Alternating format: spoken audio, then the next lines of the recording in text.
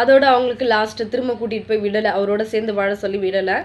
ஏன்னா மாசமாக இருக்கும்போது திரும்ப வந்து இவங்களை அமுச்சு வச்சுறாங்கன்னா எந்த அளவுக்கு மனசாட்சி இல்லாதவங்களாம் இருப்பாங்கன்றத நீங்களே பார்த்துக்கோங்க.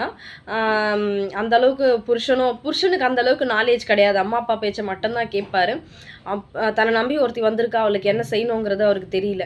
அப்படி இருக்கும்போது சரி சொல்லிட்டு என்ன பண்ணியிருக்காருன்னா திரும்ப வந்து கூப்பிட்டுருக்காரு, வா அப்படின்னு சொல்லிட்டு அவரே வந்து கூப்பிட்டுருக்காரு.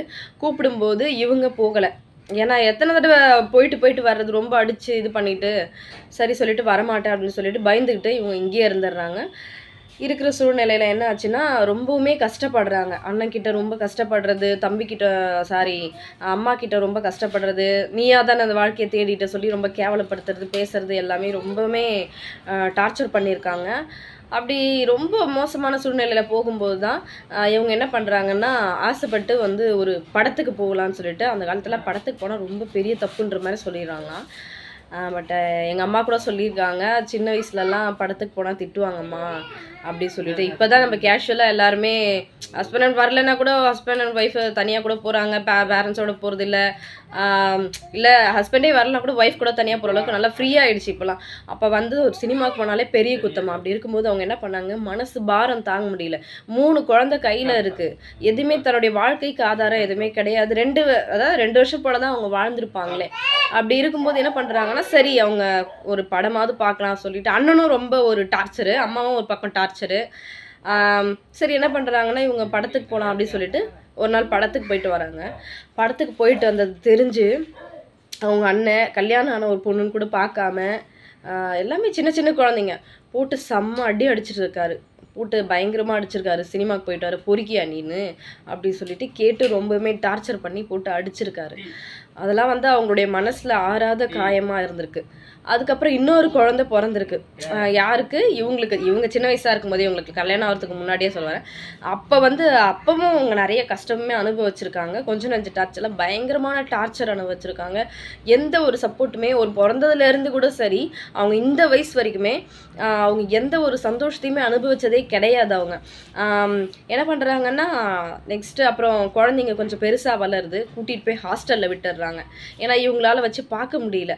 சரி சொல்லிட்டு என்ன பண்ணுறாங்கன்னா ஹாஸ்டலில் விட்டுட்டு வியாபாரத்துக்கு போயிட்டு வராங்க. வியாபாரத்துக்கு போயிட்டு வர காசை வச்சு இவங்க சாப்பிட்றது, ஏதோ தான் வாழ்க்கை ஏதோ ஒன்று ஓடுது, இன்னொரு வாழ்க்கையை தேடிக்கவும் முடியாது, அது தவறாக போய் முடிஞ்சிடும் அப்படின்றதுக்காக இவங்க என்ன பண்ணுறாங்கன்னா சரி அவங்களுக்குன்னு இல்லை, அண்ணன் மட்டும் கல்யாணம் பண்ணிக்கிட்டு தான் மனைவியோடு இருக்காரு,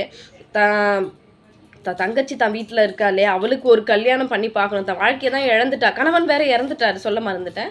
அவங்க ஹஸ்பண்ட் வந்து இறந்துடுறாரு. ஒரு எப்படி சொல்கிறது, 4 வருஷத்துலேயே இறந்துடுறாரு. ரொம்ப சின்ன வயசு தான் அவருக்கு, அப்போவே இறந்துடுறாரு. இறந்ததுக்கப்புறம் விடோ ஆகிட்டாங்க. இப்போ என்னன்னா பல வருஷம் போயிடுச்சு, அவங்க தனியாக இருந்து ரொம்ப கஷ்டப்படுறாங்க. சரி அவங்களுக்குன்னு ஒரு வாழ்க்கை ஏற்படுத்தி கொடுத்துருந்தா ஒருவேளை அந்த குழந்தைங்கள அவர் வச்சு அக்செப்ட் பண்ணிக்கலாம். அப்படி இல்லாட்டி ஹாஸ்டலில் விட்டுருக்கும் போது கூட சரி, இவங்க அதை ஒரு எப்படி நம்மளுக்குன்னு ஒரு துணை இருக்குது அப்படின்ற ஒரு நம்பி இவங்க என்ன பண்ணியிருப்பாங்கன்னா அந்த குழந்தைங்களுக்கு தைரியமாக வேலை செஞ்சு அந்த குழந்தைங்கள பார்த்துருப்பாங்க. கொஞ்ச நாள் போனால் அவங்களுடைய கணவர் கேரக்டர் தெரிய வந்துச்சுன்னா கூடவே வச்சு கூட பார்த்துருப்பாங்க குழந்தைங்கள. 3 குழந்தைங்க, 2 குழந்தைங்க ஹாஸ்டலில் விட்டாங்க, ஒரு குழந்தைய மட்டும் கையில் வச்சுருந்தாங்க, லாஸ்ட் குழந்தைய மட்டும். லாஸ்ட் குழந்தையும் கொஞ்ச நாள் கழித்து எடுத்துகிட்டு போய் ஹாஸ்டலில் சேர்த்துடுறாங்க. ஹாஸ்டல்லையே வச்சு கொஞ்ச நாள் படிக்க வைக்கிறாங்க. அப்புறம் ஹாஸ்டலில் வந்து கொஞ்சம் பிரச்சனைங்க வரவே, பிரச்சனை மீது அவங்க குழந்தைங்கள வந்து கொஞ்சம் ஒரு மாதிரி இது பண்ணுறது நடத்துறது அப்படின்றதுக்காக அவங்க என்ன பண்ணுறாங்கன்னா திரும்ப ஹாஸ்டல்லேருந்து கூட்டிகிட்டு வந்துடுறாங்க. ஹாஸ்டல்லேருந்து கூப்பிட்டு வந்துமே பசங்க வந்து எந்த ஒரு சலுகையுமே கிடையாது. ஹாஸ்டல்லையாவது ஃப்ரீயாக எப்படி சொல்கிறது, இந்த இதெல்லாமே சோப்பு, ட்ரெஸ்ஸு, இதெல்லாமே புக்ஸ் இதெல்லாமே ஹாஸ்டலில் ஃப்ரீயாக கொடுத்துருவாங்க, படிப்பும் அவங்களுக்கு கொடுத்துருவாங்க. அதனால் ஓரளவுக்கு பரவாயில்லன்னு இருந்துச்சு. இப்போ வீட்டுக்கு வந்தோடனே படிக்கிற சூழ்நிலை போயிடுச்சு, பசங்களுக்கு படிக்க முடியாத சூழ்நிலை. இந்த டைமில் தான் என்ன பண்ணுறாங்கன்னா பெரிய பையனை வந்து வேலைக்கு அனுப்புகிறாங்க. கொஞ்ச நாள் அப்படி வேலைக்கு போயிட்டே இருக்குது. இதில் அவரு தான் ஆப் அடித்தார் பாருங்கள், லாஸ்ட்டில் அவங்க பெரிய பையன் ஒரு ஆப் வச்சுருக்காரு. அதுதான் வந்து கேட்கும்போதே ரொம்ப கஷ்டமான ஒரு விஷயம். சரி நம்ம அதை வந்து நெக்ஸ்ட் வீடியோவில் சொல்லலாம். ஓகேவா, பாய்.